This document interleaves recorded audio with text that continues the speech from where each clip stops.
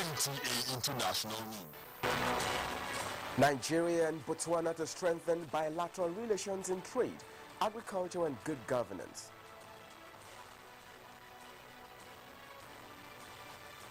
Federal government launches contact center for easy access to government information. Adhere strictly to laws guiding importation of GMO products, federal government insists.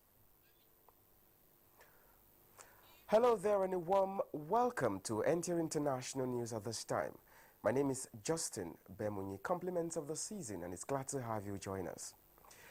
The federal government says it has identified and got rid of 50,000 ghost workers, saving the country a huge sum of 200 billion naira. The amount of 13 billion has been taken off the payroll monthly from February to December this year. The senior special assistant to the president on media and publicity, Garba Shehu, in an end-of-the-year interaction with State House correspondents, announced that 11 persons championing the syndicate of ghost workers have been handed over to the Economic and Financial Crimes Commission, EFCC. The presidential spokesman added that the pension bill was 15.5 billion naira monthly as at February 2016, but now down to 14.4 billion naira, an average monthly saving of about 1.1 billion naira.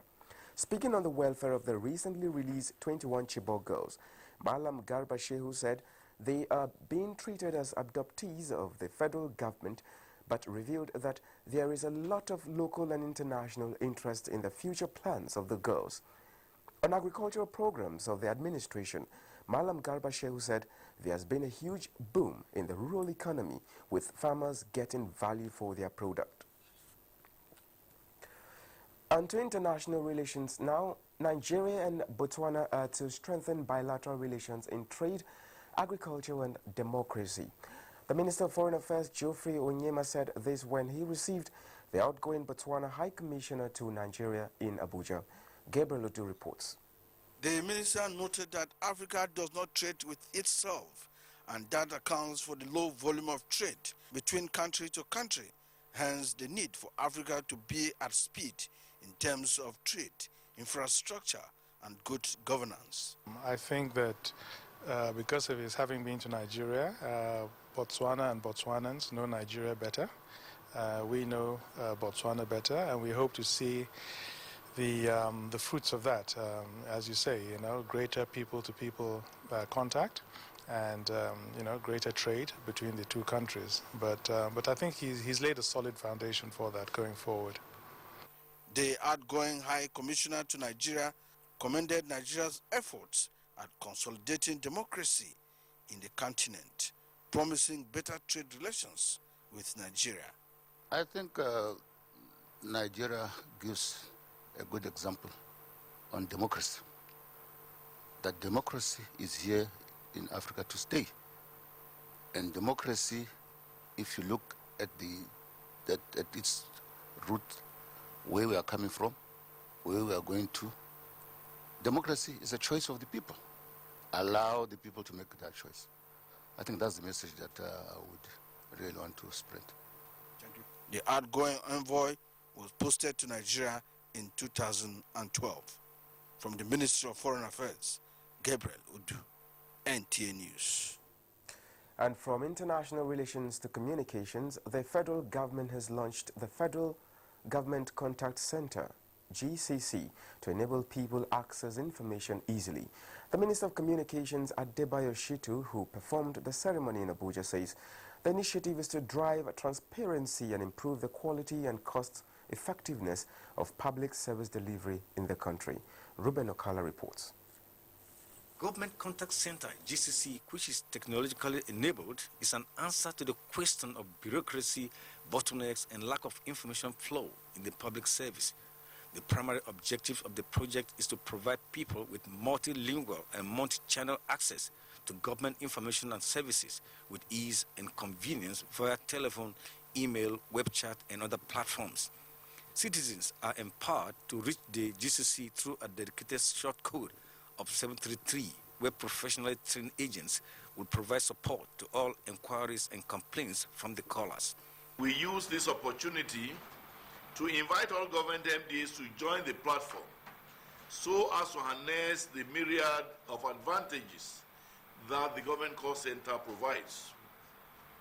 Some of these are providing a convenient access to government information and services through technology-enabled channels and creating employment opportunities for the citizens through complementary services that the call centers will be delivering. The call network and back-end equipment are domiciled with the government data center and as such can be easily linked by all MDAs on the fiber network being deployed by Galaxy Backbone, an arm of the Ministry of Communication. People can access GCC through phone call 08036771463, email info@gcc.com.ng or through the website www.gcc.com.ng. In Abuja, Ruben Okala, NTA News. And from the agricultural sector comes a report that the federal government has upgraded the biotechnology laboratory that is under the National Biosafety Management Agency. The facility was upgraded to ensure effective research and evolving of policy framework on genetically modified crops in the country. Musa Babali reports. The production, marketing and supply of all kinds of genetically modified crops and products are guided under the National Biosafety Law. The law says that the products must undergo field and lab trial before they are released for consumption. It is in the light of this that the lab located at the National Biosafety Management Agency has been upgraded by the federal government to international standard. This lab is a modest one. Biosafety labs are not necessarily gigantic facilities, but a facility that contains the state-of-the-art equipment that can be used to detect, analyze, and confirm status of genetically modified organisms.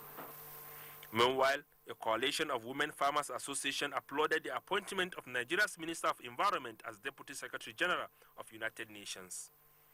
The group debunked an insinuation from some quarters that her appointment is related to GMO adaptation in the country. And Nigerians, irrespective of gender, are qualified and entitled to work at all levels in any national or international body. Therefore, to lay a claim that appointment of Amina J. Mohammed is or was for the purpose of reward is untenable. Nigeria has adopted GMO under the immediate past administration. In Abuja, Musa Baba Aliyu, NTA News. And to legislative matters now, the National Assembly House Committee on Maritime Safety, Education and Administration has commended the level of infrastructural and facility development at the Maritime Academy of Nigeria, Oron in Akwa Ibom State.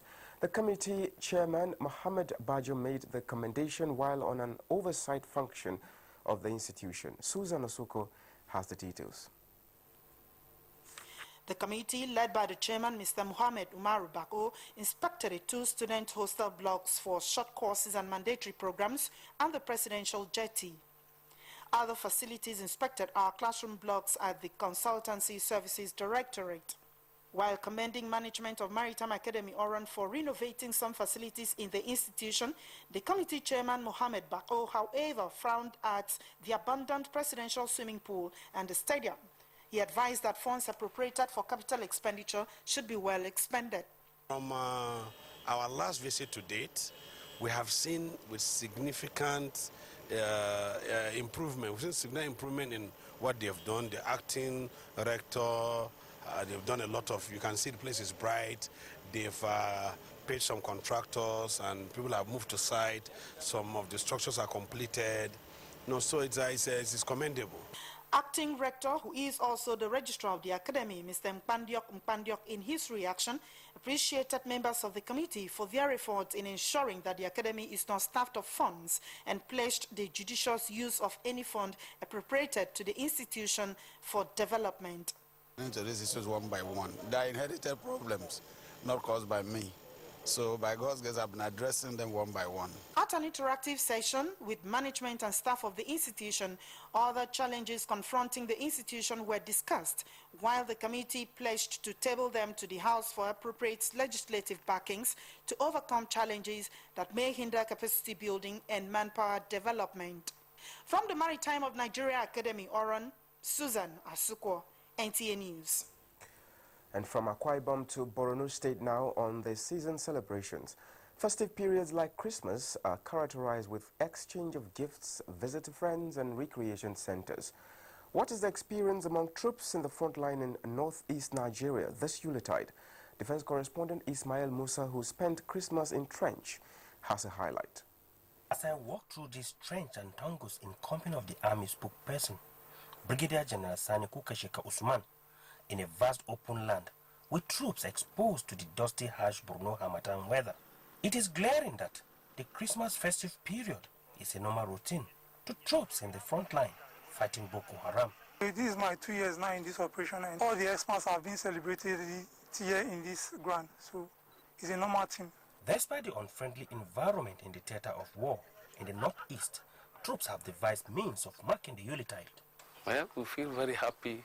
As you can see, we are roasting some chicken there to prepare for our Christmas. So we are able to celebrate our Christmas because there is peace. Following the recent destruction of the Sambisa forest, the former stronghold of Boko Haram, opening of roads and routes, and the presence of the entire Army High Command, to the Army Chief and troops, it calls for double celebration.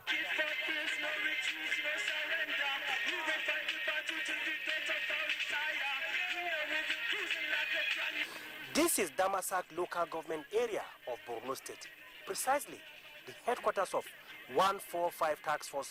To troops here, this is Christmas celebration at its peak.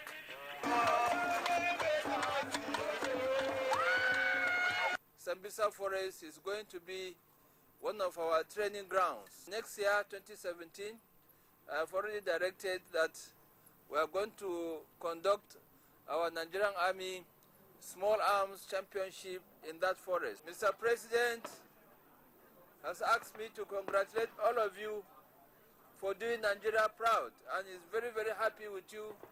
I'm proud of you as well. Guns and other arsenal created the desired mood and atmosphere for celebration devoid of regimentality for these gallant, victorious officers and soldiers. From Damasak local government area of Borno State, Ismail Musa, NTA News. Proper planning, especially in the judicious utilization of the nation's resources, can help restore the lost glory of free and quality education in the country. This was the submission of the Government Secondary School Katsina 2016 Special Forum for Old Boys of the College. Adebola Brookslin Sunday reports. Education has been universally acknowledged as an instrument for national development. Nigeria's 10-year education plan, launched in 1944, provided a typical type of education more suitable for the needs of the country, and also provided more financial assistance to teachers and students.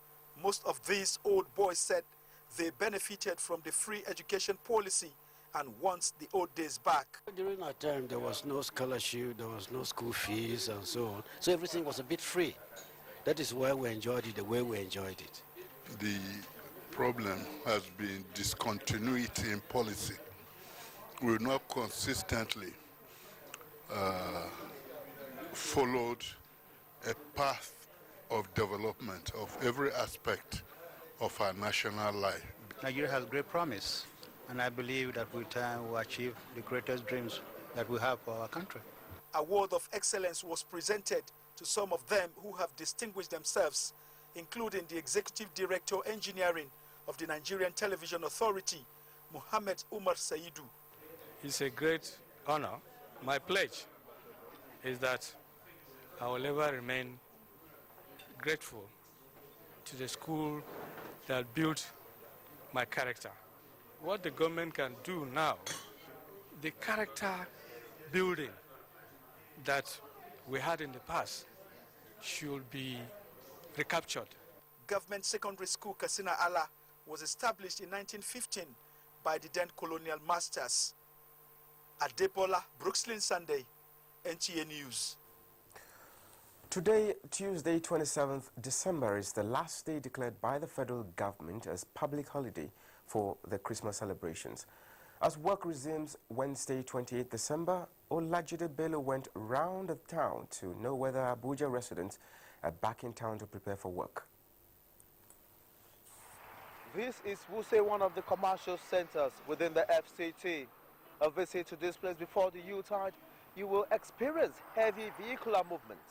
But now, there is free flow of traffic, indicating that people are yet to return from the Christmas holidays, despite today being the last public holiday declared by the federal government. Before Christmas, patronage of the paper was somehow encouraging, but it's no longer like that. What do you think is the cause? Is it the fact that people are yet to return from Christmas? No, the major thing is the cash constraint. No money, no money. When there is money, people are happy to purchase paper and read. But now they are crying foul. There's no money. Yeah, most people have traveled out of Abuja now. Abuja is empty now. Just like the saying, different strokes for different foes. As some people are complaining of low patronage, some are still making brisk business. It's been Olajide Bello reporting for NTA News. Just joining us, this is NTA International News from Nigeria's capital city of Abuja. More reports coming shortly after this break. Please don't go away.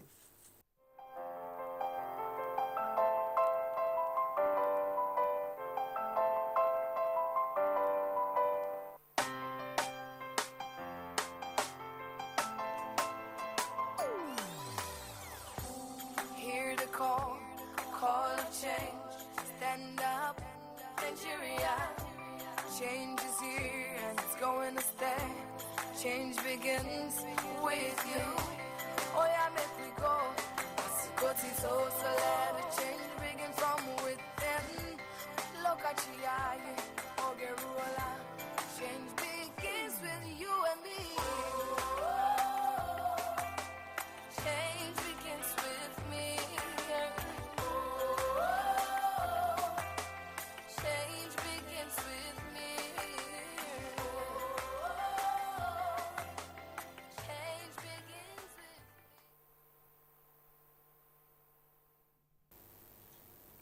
Thank you very much for staying with us.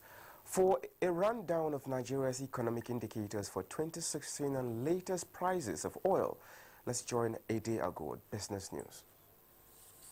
A very warm welcome to Business News and compliment of the season. Oil stabilized at above $55 a barrel Tuesday, procuring support from prospects of tighter supply expected from Sunday.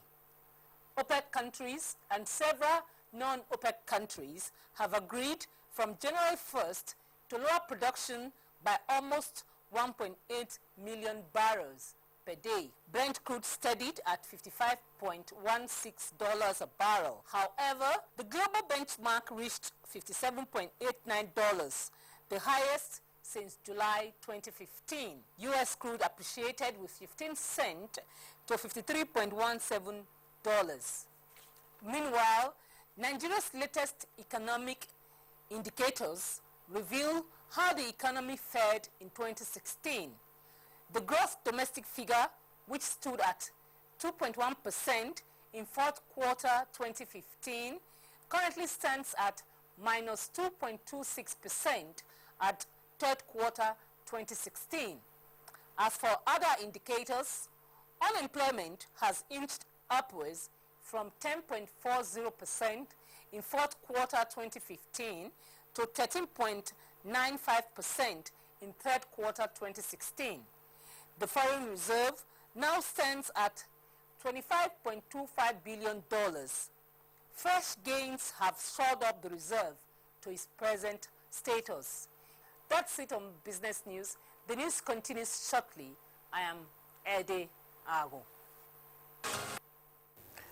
And for some happenings around the world, here is Olayinka Ojo. Egyptian President Abdel Fattah al-Sisi has picked the chairman and members of a new media council under a law passed Monday giving the body the power to fine and suspend publications and broadcasters. The law approved by Parliament and signed into law by CC creates the Supreme Council for the Administration of the Media, whose chairman will be picked by CC and whose remaining members will be appointed by him based on nominations from various bodies including the judiciary and parliament. Russia has found the first flight recorder of the military plane that crashed into the Black Sea, killing all 92 passengers on board. The recorder, one of several reported to be on board, contains information that could help investigators identify the cause of Sunday's crash, killing dozens of Red Army choir singers and dancers en route to Syria to entertain Russian troops in the run-up of the new year. Investigators have so far said that pilot error or technical fault, rather than terrorism, are most likely to have caused the defense military Tu-154 crash into the sea. Taiwan warned Tuesday that the threat of our enemies is growing day by day as Chinese warship, led by the country's sole aircraft carrier, sailed towards the island province through the South Sea on a routine drill. China has given few details of what the Soviet-built aircraft carrier is up to. Taiwan has said that the aircraft carrier skirted water outside its eastern air defense identification zone. Olainka Ujo, NTA News. It is often said that sometimes the strength of motherhood is greater than natural law. Adebola Brooklyn Sunday met a Nigerian female boxer who combines motherhood with game in Abuja. 28-years-old Helen Joseph from Benue State is a mother of 3 and a lightweight boxer who has been training for the past 6 years to become a champion. It's this game that I know I love very well. It's very good to me. It's a game that I love so much that I want to be the female world champion on it. In one of her fights where she defeated her opponent, her passion for the game is evident that she can indeed become a world champion. She said her desire is to gain employment with any of the armed forces in the country. Whether Navy, Army, Air Force, anyone, I'm looking forward to them, to fight for them, to win for them, to be one of them. Very gentle guy, gentle girl that I don't fight around. For the dream of Ellen to become through and to become a world champion like Laila Ali and other successful female boxers, there is need for support from every key player in boxing. Emmanuel Zaccheus is a retired heavyweight boxer, now a promoter. He sees boxing as an avenue to create jobs among the teeming unemployed youth in the country. So that our boys that don't have anything doing, by the time they are doing boxing, at least they will have avenue to collect something and pocket it.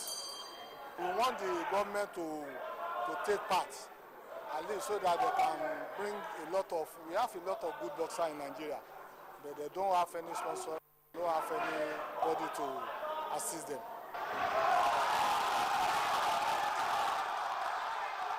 Another exciting bout that caught NTA's attention was between 48-years-old boxer Musbau Lamidi of Nigeria and Allison from Russia. Although I was not allowed to fight Ellen in the ring, I tried the game and found out that it was not easy.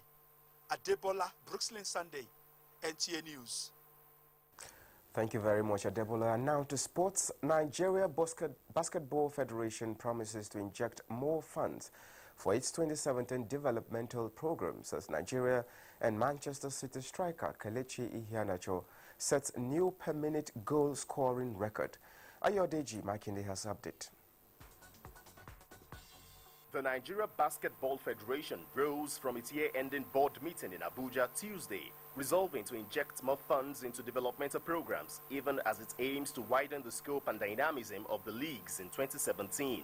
President of the Federation, Tijani Umar, however, says efforts are on to consolidate upon the continental and global successes achieved by the national teams in 2016.